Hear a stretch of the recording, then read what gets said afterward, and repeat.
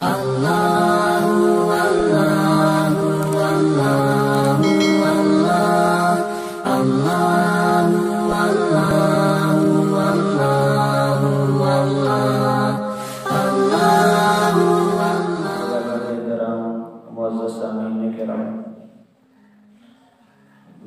3 جمعوں سے واقعہ معراج چل رہا ہے کہ اللہ کے محبوب پیغمبر صلی اللہ علیہ وآلہ وسلم کا ایک معجزہ تھا اور بڑا عظیم الشان معجزہ تھا کہ اللہ نے معراج کے موقع پر اپنے محبوب کو وہ مقام اور مراتب عطا فرمایا جو کسی نبی کو عطا نہیں فرمایا، اور اللہ نے اس موقع پر پھر تحفے بھی دیے اپنے محبوب پیغمبر صلی اللہ علیہ وسلم کو 3 تحفے عنایت فرمائے، پھر اپنا دیدار کروایا۔ تقریباً 10 مرتبہ اللہ نے اپنا دیدار اسی رات میں کروایا اپنے محبوب پیغمبر صلی اللہ علیہ وسلم کو۔ گزشتہ 3 جمعوں سے بات چل رہی تھی، پچھلے جمعے میں حضرت ابراہیم علیہ السلام سے ملاقات کا واقعہ بیان ہوا تھا کہ 7ویں آسمان پر بیت المعمور ہے جہاں فرشتوں کا کعبہ ہے، 70,000 فرشتے صبح کے وقت اس کا طواف کرتے ہیں اور 70,000 شام کے وقت، اور جو فرشتہ ایک مرتبہ وہاں آ گیا دوبارہ قیامت تک اس کی باری نہیں ہے۔ یہ ہے اللہ تعالیٰ کے لشکروں کی تعداد اندازہ کرنا۔ وہاں ابراہیم علیہ السلام سے ملاقات ہوئی، بات چیت ہوئی اور کلام ہوا، انہوں نے بھی امت کے لیے سلام بھیجا۔ پھر وہاں سے آپ صلی اللہ علیہ وآلہ وسلم فرماتے ہیں کہ مجھے سدرۃ المنتہا کی طرف لے جایا گیا۔ یہ سدرۃ المنتہا، سدرہ عربی زبان میں بیری کو کہتے ہیں، منتہا انتہا، یعنی وہ ایک انتہا ہے کہ نیچے والے فرشتے اس سے اوپر نہیں جا سکتے، اوپر والے نیچے نہیں آ سکتے، وہ ایک انتہا ہے، اس سے آگے نہیں جا سکتے، نیچے سے کوئی چیز بھی آگے نہیں جا سکتی۔ صرف ہمارے نبی صلی اللہ علیہ وسلم واحد شخصیت ہے اس اللہ کی کائنات میں جنہوں نے اس انتہا کو بھی عبور کیا، وہاں سے بھی آگے تھے۔ تو سدرۃ المنتہا اس کو اسی وجہ سے کہتے ہیں کہ وہ انتہا ہے، اس سے آگے کوئی نہیں جا سکتا۔ آپ صلی اللہ علیہ وآلہ وسلم فرماتے ہیں کہ میں نے دیکھا اس بیری کے درخت کو، اس کو اللہ کی تجلیات نے، نور نے گھیرا ہوا ہے، ایسا روشن وہ درخت ہے کہ میں اس کی کیفیت کو، خوبصورتی کو بیان نہیں کر سکتا۔ اب یہ کون کہہ رہے ہیں؟ امام الانبیاء صلی اللہ علیہ وسلم۔ کائنات میں اللہ کے بعد اگر کسی کے پاس علم ہے تو وہ ہمارے نبی صلی اللہ علیہ وسلم نے، سب سے زیادہ علم رکھنے والے، وہ کہہ رہے ہیں میں بھی بیان نہیں کر سکتا کیسا اس کا نور تھا، کیسی خوبصورتی تھی۔ آپ صلی اللہ علیہ وسلم فرمایا کہ اس کے اوپر جو بیر لگے ہوئے تھے وہ قبیلہ حجر کے مٹکوں کی طرح، ان کے جو بڑے بڑے مٹکے ہوتے تھے اس قسم کے اس کے بیر تھے، اور اس کے پتے ایسے تھے جیسے ہاتھی کے کان ہوتے، بڑے بڑے پتے تھے اس کے۔ تو اس طرح آپ صلی اللہ علیہ وسلم فرماتے ہیں کہ ہر پتے پر اللہ کا ایک فرشتہ بیٹھا تھا جو اللہ کی تسبیح بیان کر رہا تھا۔ اس انداز میں اس منتہا، سدرۃ المنتہا کو آپ صلی اللہ علیہ وسلم نے دیکھا، اور اللہ کا قرآن کہتا ہے عند سدرۃ المنتہا عندہا جنت المأویٰ، سدرۃ المنتہا کے پاس جنت مأویٰ ہے، کہ وہاں اللہ کے نبی صلی اللہ علیہ وسلم نے بھی جنت و جہنم کی سیر کی۔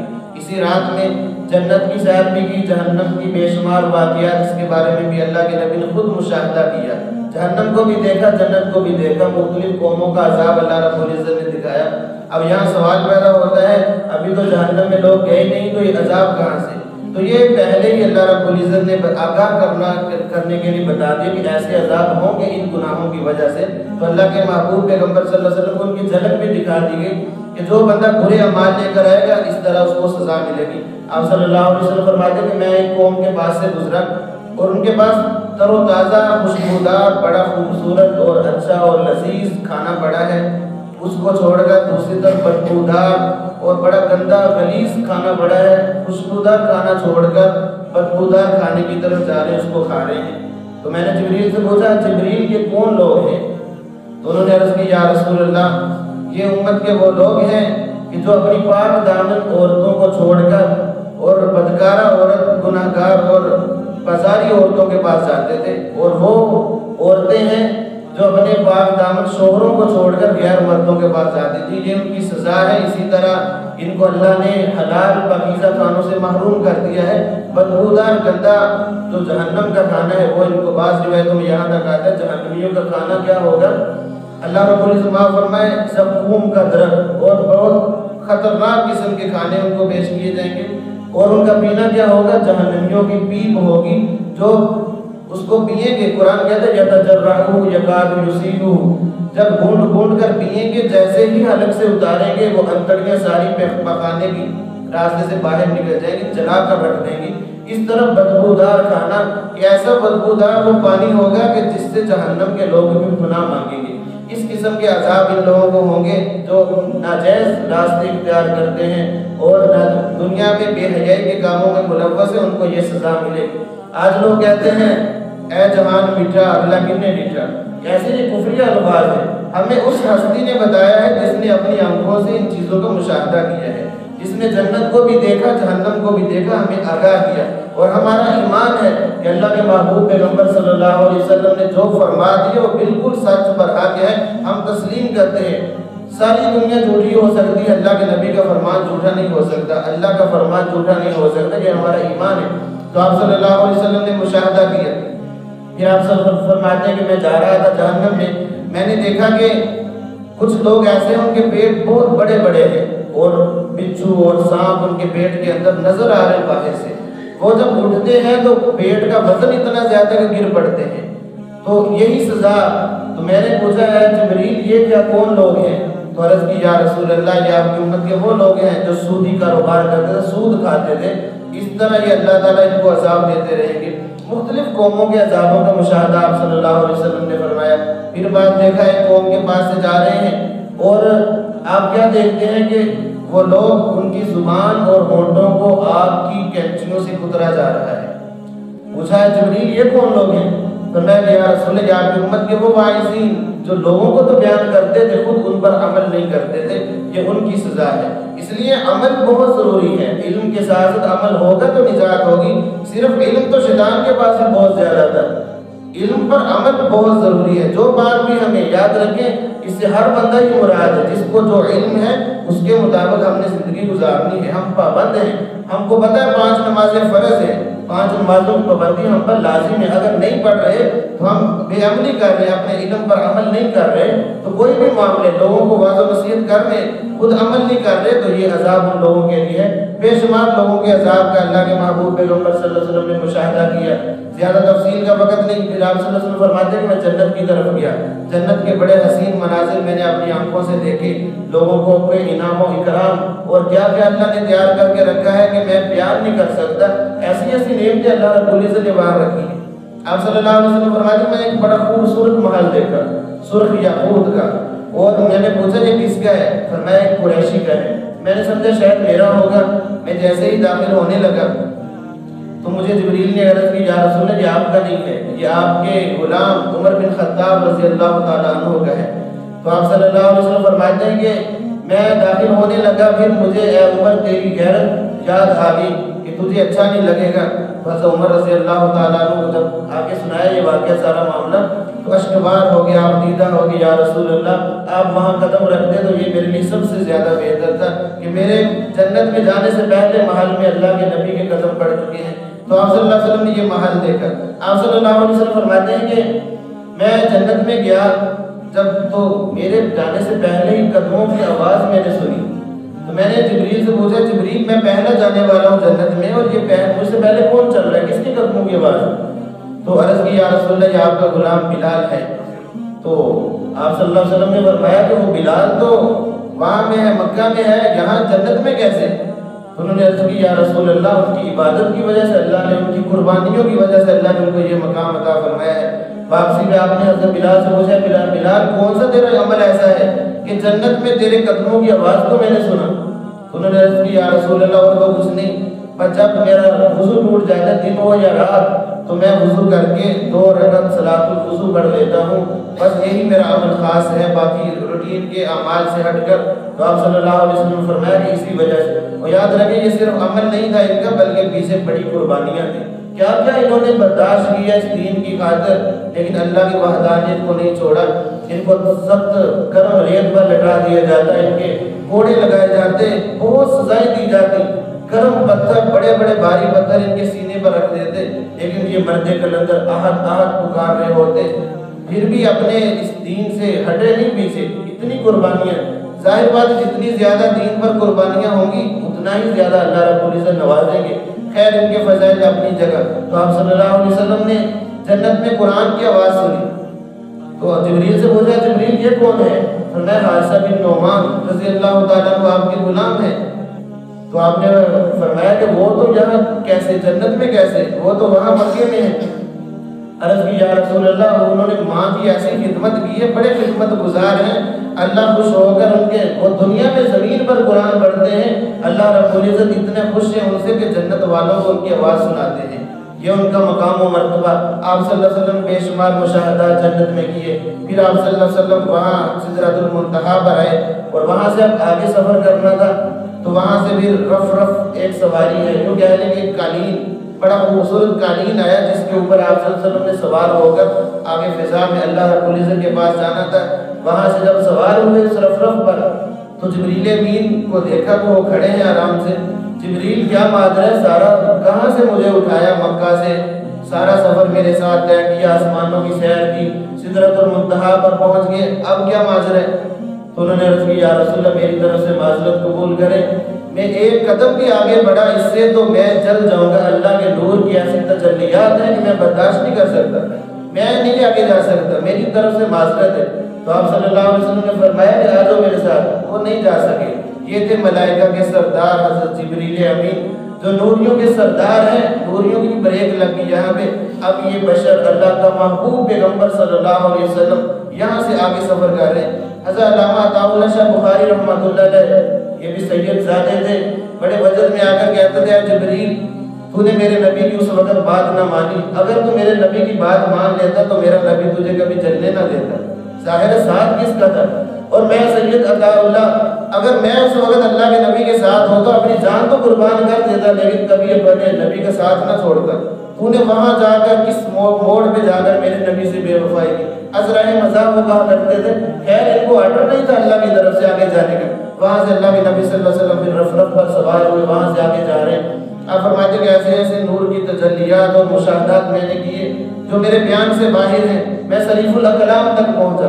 صریف الاقلام کا معنی ہے کہ کلموں کے چلنے کی آواز, کہ فرشتے لوح محفوظ سے جو اللہ نے لوح محفوظ میں سارے احکامات لکھے ہیں وہ فرشتے لکھ رہے ہیں, ان کلموں کے چلنے کی آواز کو میں نے اپنے کانوں سے سنا. پھر میں آگے جا رہا ہوں, سفر کر رہا ہوں. تنہائی ایسی ہے اور ایسی اللہ کی جلالت اور جبروت کہ میں خود میرے اندر گھبراہٹ کی کیفیت. ظاہر بات ہے جب بڑے کے سامنے جانا ہو تو بندے کی کیفیت چینج ہو جاتی ہے. یہاں پہ اگر کسی بڑے افسر سے ملنا ہو تو دل کی کیفیت بدل جاتی ہے. اب اللہ رب العزت مالک الملوک جو بادشاہوں کا بادشاہ ہے اس کے دربار میں حاضری ہے. فرمایا کہ میری عجیب سی کیفیت ہو رہی ہے اور 70,000 نور کے پردے اٹھے اللہ رب العزت کی طرف سے. میرے جب ایسی حالت کو اللہ نے محسوس کیا تو اللہ رب العزت نے ایک فرشتہ پیدا کیا. مجھے آواز آئی کہ آواز کیا؟ حضرت ابوبکر صدیق رضی اللہ عنہ کی آواز میں نے وہاں سنی. ایک روایت میں اس طرح علماء کرام نے بیان کیا ہے. تو میں بڑا حیران کہ یہاں ابوبکر کہاں آ گئے, مجھ سے بھی آگے آواز آ رہی. تو اللہ رب العزت کے سامنے جب پہنچے تو اللہ سے پوچھا یا اللہ یہ میں نے عجیب منظر دیکھا. فرمایا کہ میرا محبوب میری گھبراہٹ کو ہم نے انسیت میں محبت میں بدلنے کے لیے فرشتہ پیدا کیا جس کو ابوبکر بھی آواز دی تاکہ آپ کی جو دل کی کیفیت ہے وہ ختم ہو جائے. آپ فرماتے کہ جیسے وہ آواز میں نے سنی میرے دل کی ساری وہ گھبراہٹ ختم ہو گئی. پھر میں اللہ رب العزت کے سامنے حاضر ہوا. یاد رکھیں اہل سنت والجماعت کا موقف یہ ہے, اللہ رب العزت کی براہ راست آپ صلی اللہ علیہ وسلم سے ملاقات ہے اور آپ صلی اللہ علیہ وسلم نے اپنی آنکھوں سے دیدار کیا ہے. اگرچہ بعض کہتے ہیں کہ دیدار نہیں کیا. یاد رکھیں اگر کوئی نہیں بھی مانتا تو ہم اس پہ فتوے نہ لگائیں, کوئی بات نہیں. صحابہ کرام میں بھی ایک اختلاف موجود تھا. اما عائشہ صدیقہ رضی اللہ تعالیٰ عنہ وہ قائل نہیں ہے اس بات کی, اور یہ وہ ہستی ہیں اما عائشہ صدیقہ رضی اللہ تعالیٰ عنہ جس نے امت کی ترجمانی کی ہے. بڑے بڑے صحابہ علم حاصل کرنے کے لیے ان کے دروازے پر ہوتے تھے. ایک تہائی تقریباً دین انہی سے ملا ہے ہمیں. اور حضرت امیر معاویہ رضی اللہ تعالیٰ عنہ. اچھا جو بعض حضرات قائل نہیں ہیں وہ یہی دلیلیں پیش کرتے ہیں. ایک دلیل تو یہ پیش کرتے ہیں کہ اللہ رب العزت کو کوئی دیکھ نہیں سکتا. موسیٰ علیہ السلام کی تمنا نہیں تھی یا اللہ میں تجھے دیکھنا چاہتا ہوں. اللہ تعالیٰ فرمایا لن ترانی, ہے موسیٰ تو مجھے نہیں دیکھ سکتا. موسیٰ علیہ السلام نے اصرار کیا جب تو اللہ تعالیٰ نے فرمایا کہ میں تجلی اپنی ظاہر کرتا ہوں کوہ طور پہ, اگر تو نے برداشت کر لیا تو اپنا دیدار بھی کروا دوں گا. اب اللہ تعالیٰ نے تجلی ظاہر کی جب کوہ طور پر، بعض مفسرین نے یہاں لکھا ہے کہ جیسے ناخن سے بھی کم ہلکی سی تجلی ظاہر کی، موسیٰ علیہ السلام بے ہوش ہو کر گر پڑے اور پہاڑ بھی ریزہ ریزہ ہو گیا، ایسا ہے برداشت نہ کر سکا۔ موسیٰ علیہ السلام کو جب فلما افاق قال تبت الیک، جب افاقہ ہوا یعنی ہوش میں آئے تو اللہ سے معذرت کی، یا اللہ مجھے یہ سوال کرنا ہی نہیں چاہیے تھا۔ وہ کہتے ہیں کوئی نہیں دیکھ سکتا۔ ہم جواب یہ دیتے ہیں کہ بھائی دیکھیں، دنیا میں رہتے ہوئے کوئی نہیں دیکھ سکتا، ہم بھی اس بات کے قائل ہیں اللہ کو کوئی نہیں دیکھ سکتا۔ تو آپ صلی اللہ علیہ وسلم نے اللہ کو دیکھا، وہ زمین پہ رہتے ہوئے نہیں دیکھا، وہ تو عرش معلیٰ پہ جا کے دیکھے اللہ اپنے رب کو، اللہ کے حبیب صلی اللہ علیہ وسلم نے وہاں دیکھا ہے۔ اور آپ اس بات کے بھی قائل ہیں کہ جنت میں اللہ رب العزت خاص طور پر اپنا دیدار جنتیوں کو کروائیں گے۔ آپ صلی اللہ علیہ وسلم فرماتے ہیں کہ جب جنتیوں کو دیدار ہوگا تم اپنے رب کو ایسے دیکھو گے جیسے 14ویں رات کا چاند چمکتا وہ سب کو نظر آتا ہے بغیر کسی رکاوٹ کے۔ اللہ تعالیٰ کا اس طرح دیدار جنتیوں کو ہوگا تو آخرت میں تو جنتیوں کو بھی دیدار ہوگا۔ تو آپ صلی اللہ علیہ وآلہ وسلم نے بھی اپنی آنکھوں سے دیدار کیا ہے۔ اب ذرا قرآن کی طرف آئے، قرآن اس منظر کو کس طرح بیان کرتا ہے؟ قرآن کہتا ہے ثم دنا فتدلى فكان قاب قوسين او ادنى، یہ قرب کو بیان کیا ہے اللہ رب العزت نے یہاں۔ ثم دنا فتدلى، دنا کا معنی ہوتا ہے قریب ہو جانا۔ آپ صلی اللہ علیہ وسلم بہت زیادہ قریب ہو گئے، اتنا قریب ایک محاورہ اللہ تعالیٰ نے قرآن حکیم میں نقل کیا۔ عرب لوگ جب بڑے بڑے سردار دو قبیلوں کی آپس میں صلح ہوتی، ان کا طریقہ یہ ہوتا تھا اپنی کمانوں، اس وقت تیر کمانوں کا زمانہ تھا، اپنی کمانیں ایک دوسرے کے ساتھ ملاتے، یعنی اس طرح ملا دیتے کہ اب ہم دوبارہ لڑائی نہیں کریں گے، ہم اس طرح ایک ہو چکے ہیں۔ تو اللہ تعالیٰ نے یہ تشبیہ یہاں نقل کی ہے اپنے حبیب کے قرب کو بیان کرنے کے لیے۔ فَكَانَ قَابَ قَوْسَيْنِ أَوْ أَدْنَىٰ، قوس کمان کو کہتے ہیں، قوسین دو کمانیں، جو کہہ لیں یہ کمان ہے۔ قاب کہتے ہیں جو تانت ہوتی درمیان میں جو رسی ہوتی ہے اس کو قاب کہتے ہیں۔ فرمایا فَكَانَ قَابَ قَوْسَيْنِ، اس طرح ہو گئے۔ اب دو کمانیں جیسے مل جاتی ہیں، آگے اس سے بھی بڑھ کے فرمایا فَكَانَ قَابَ قَوْسَيْنِ أَوْ أَدْنَىٰ، اس سے بھی زیادہ قریب۔ کیسا قرب وہ اللہ تعالیٰ ہی جانتے ہیں، ہم بیان نہیں کر سکتے۔ اس طرح اللہ نے اپنے حبیب کے قرب کو وہاں بیان کیا براہ راست وہاں۔